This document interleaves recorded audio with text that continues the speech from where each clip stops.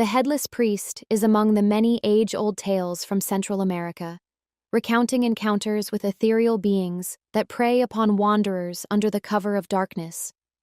These tales often whisper profound truths about right and wrong.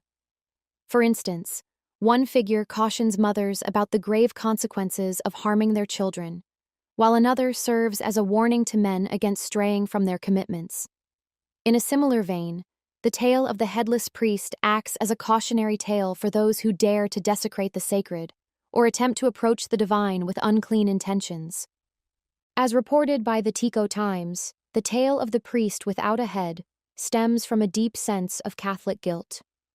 The figure's manifestation as a priest is said to symbolize a deep-seated cultural anxiety regarding the misuse of clerical power. The tale likely traces back to the era of Spanish colonization in the Americas, when certain Catholic missionaries met their fate at the hands of indigenous leaders. Costa Rica holds numerous interpretations of the legend, varying by locale.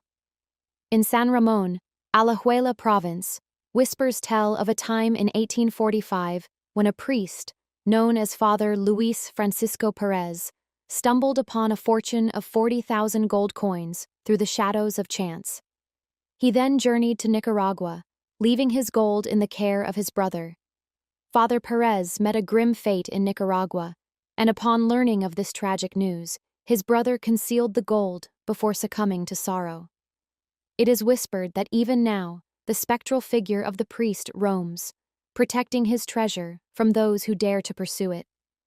In certain retellings of this tale, the sibling is absent, and it is claimed that the priest concealed the gold on his own, fabricating a story about his journey to Nicaragua. In Patara, San Jose province, the legend whispers of a spectral figure lurking near a church, ready to strike fear into the hearts of those who stray from the righteous path. This particular apparition is rumored to have assaulted a man who stumbled into the church inebriated.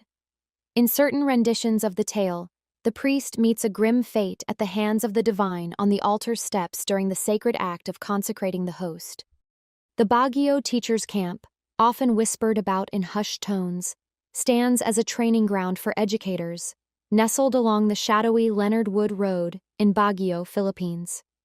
Its walls hold secrets, and its grounds echo with the footsteps of those who have come before, leaving an unsettling aura that lingers in the air.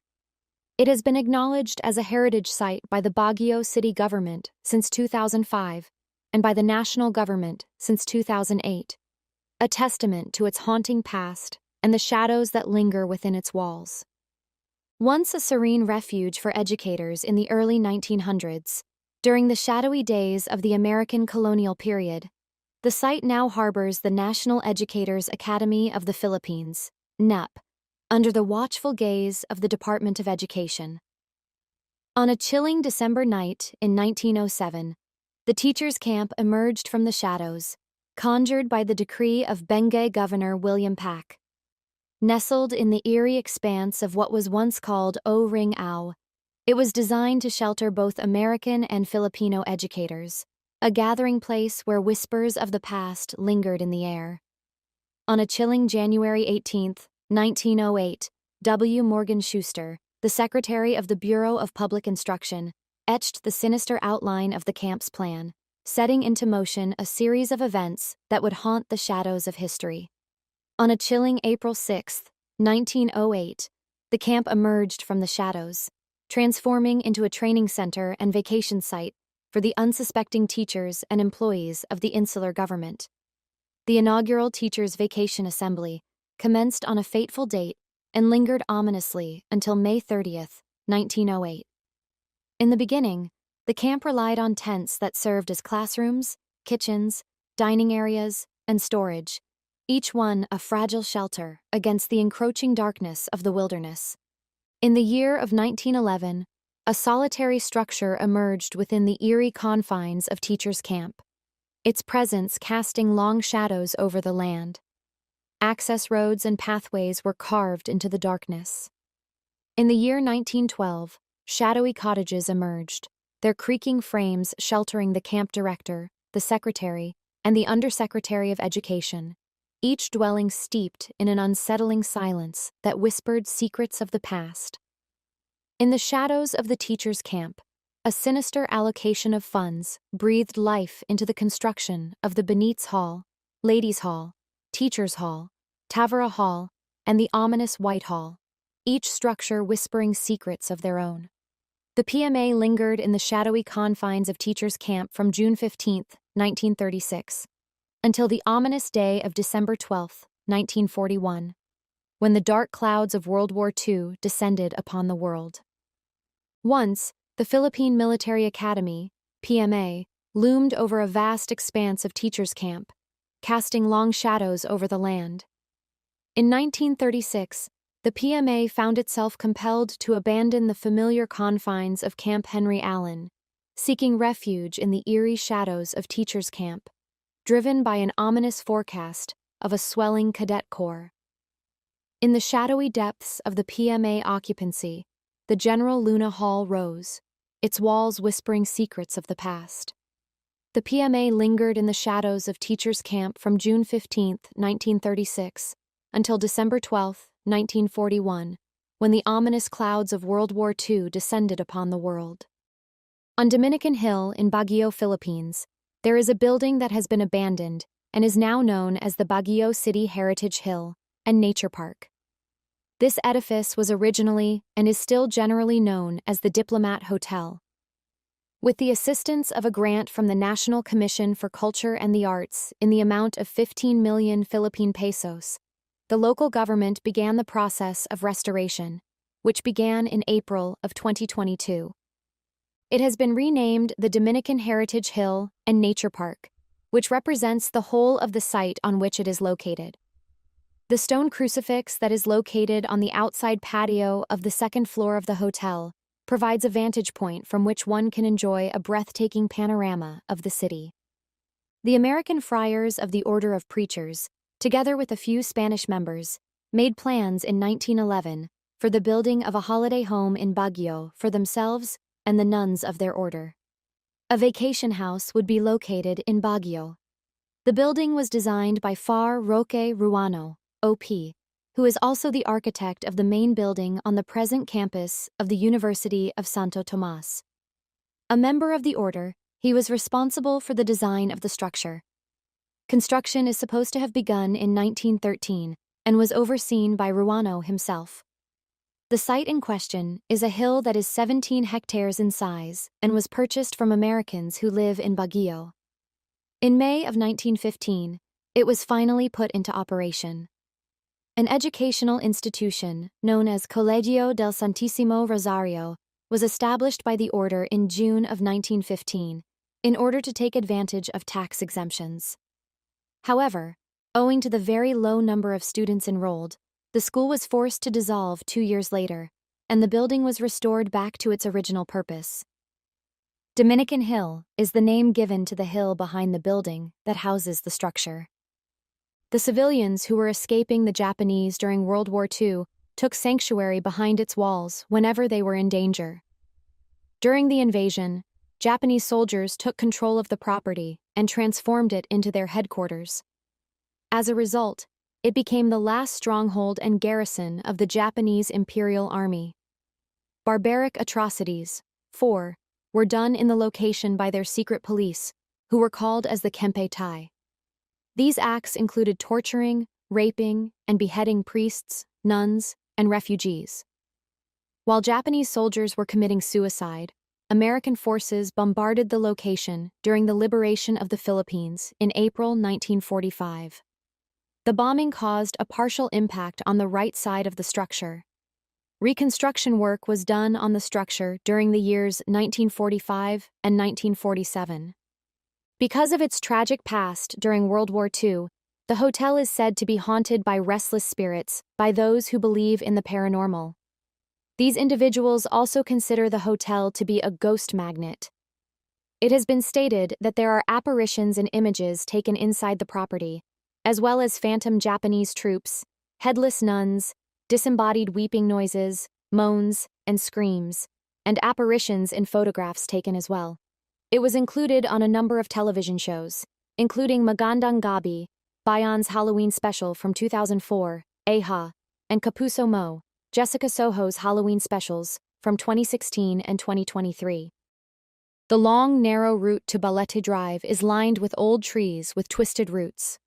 Wind whispers convey previous secrets, interweaving with this abandoned place's tales. Quezon City residents talk about the White Lady, a ghost who hovers in the shadows and glows in the moonlight. For years, her mournful presence has enchanted nighttime travelers on this path.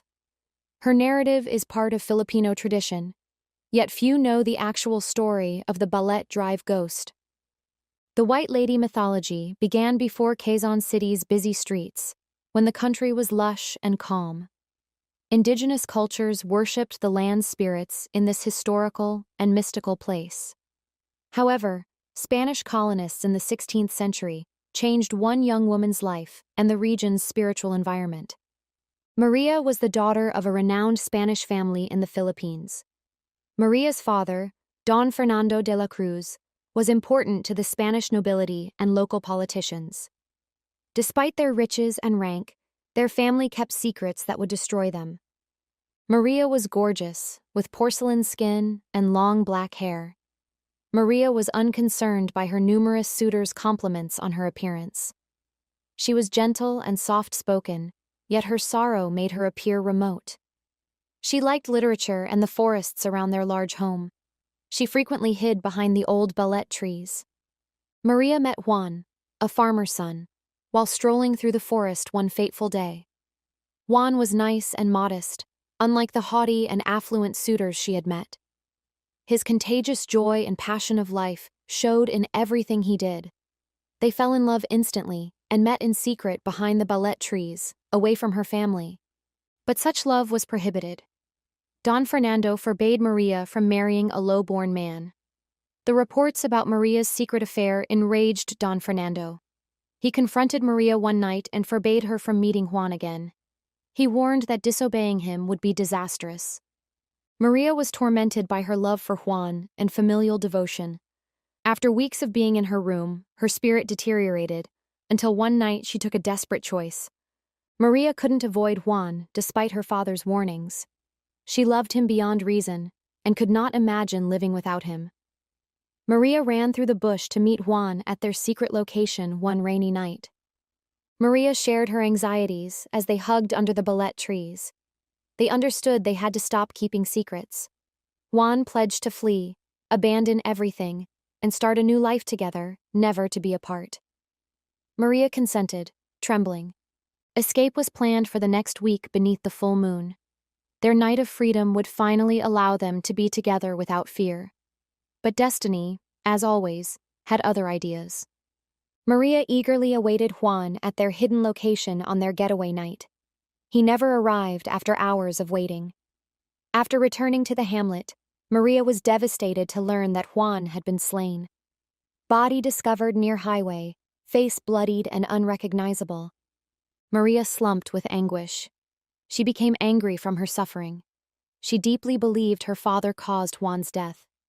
According to community tales, Don Fernando had paid men to assassinate Juan to prevent his daughter from running away with a farmer's son, disgracing the family. Grief and wrath consumed Maria, who vowed revenge. She could not forgive her father for his brutality or endure Juan's loss. She killed herself amid the Balete woods, where she had previously found delight, late one evening. Her death was violent. Her corpse was discovered hanging from the balete tree the following morning, her white dress flowing in the air. Her hope and love were gone from her eyes. The place that provided her comfort was now her grave. Maria's spirit persisted. Her sorrowful and angry death linked her soul to earthly life. And thus began the White Lady tale. Travelers visiting Balete Drive reported seeing a ghostly apparition. She always wore white, her long black hair flowing behind her, and her face shadowed. She would appear along the road, but disappear when approached. Some stated they heard her crying, while others said she appeared in their automobile's back seats, with chilly breath misting the windows, before disappearing. Years of sightings, each report scarier than the last. Some claimed Maria's ghost was seeking retribution on Juan's killers, while others said she was longing for her lost love and must walk the world forever. Known for its spooky ambiance and ghost tales, Balete Drive became notorious. Local drivers learnt to avoid nighttime roads, and parents urged their children not to go far from home. The White Lady was supposed to be cursed to hunt for Juan amid the Balete woods forever, reliving her deepest grief. The rumor drew thrill seekers, paranormal investigators, and overseas tourists wanting to encounter the ghost. Testers of the mythology typically paid a horrible price. A bunch of teens drove down Balete Drive late one night to view the White Lady. They felt a strange shiver as they walked down the dark, tree-lined lane. One child shouted, claiming to have spotted a White Lady on the road. To avoid her, the vehicle swerved, but went out of control and hit a tree. Police came and discovered the automobile wrecked, but the lady in white was gone. The youngsters survived the collision, but never discussed what they witnessed that night. Maria's soul haunts Balete Drive generations after her sad demise. Roads are associated with terror and curiosity, and the White Lady's legend is linked to them.